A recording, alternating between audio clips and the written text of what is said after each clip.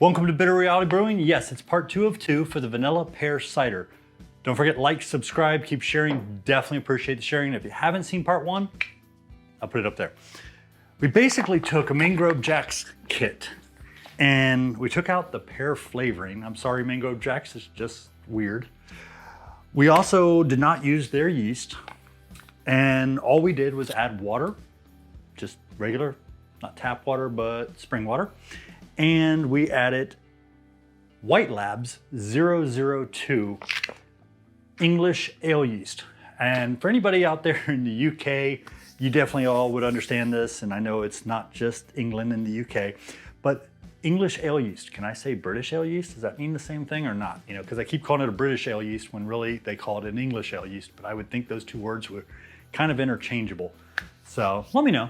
But White Labs 002, and the recommendation from what I had read and described was because American Home Brewers Association did a big test.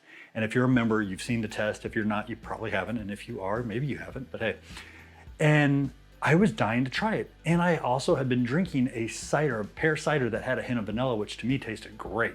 So I took the 002, I added it to a little bit of apple cider, and I made a starter. So I really had the yeast going.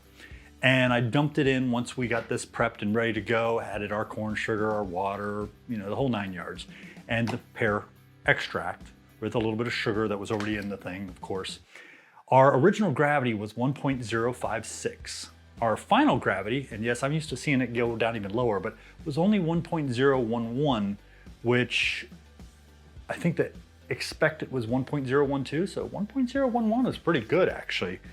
And I've had a little sip before it was carbonated. It took a couple weeks to carbonate.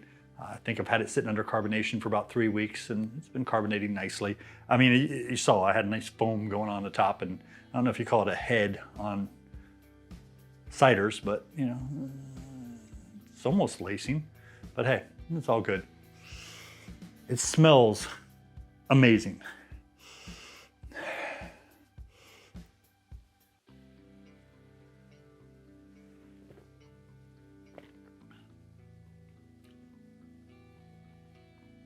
Yeah. Okay. If you're not into a dry cider, this might not be for you. But that was one of the keys, is that it's not, says it's gonna be sweet. I've actually seen this get really dry, but it was supposed to dry it out enough that it left some residual sweetness. It did just that. It's nice, it's dry, it's got a hint of residual sweetness, and I can taste pear from beginning to end, and the pear lingers on my tongue. The vanilla is very, very, very subtle. I do taste it more so at the end. I'm probably gonna I added 1 tablespoon of vanilla. We'll probably add another tablespoon of Bourbon Vanilla, which I bought at Trader Joe's, and supposedly it's organic and all these other wonderful things, which I don't know. I could care less as long as it's real. Don't do artificial crap. But I'm probably gonna add another tablespoon. I would like to kick up the vanilla just a notch, and we shall see. Maybe I'll add it to this video. I don't know. If not, I'll add some comments about the difference between this and adding more vanilla. But out of all the ciders I've made, the one I've done the least to would be this one, other than just adding that and not adding any flavor packets. This is probably one of the best ones I've had from Mangrove Jack's. I like it a lot. I don't have a problem putting fruits and other things into my ciders, but I really like to taste the base. And the last one I did with the mango and peach, I didn't taste the base. It was so much peach, and yes, I added a little more peach. That might be my fault. But yeah, I'm impressed. I'm happy. This won't last long. I will add a little more vanilla. It may make it go even faster. Who knows? But yeah, that's pretty freaking clear. But yeah, great, great cider. And a lot of people out there said they'd never had a pear cider. They've only had apple ciders.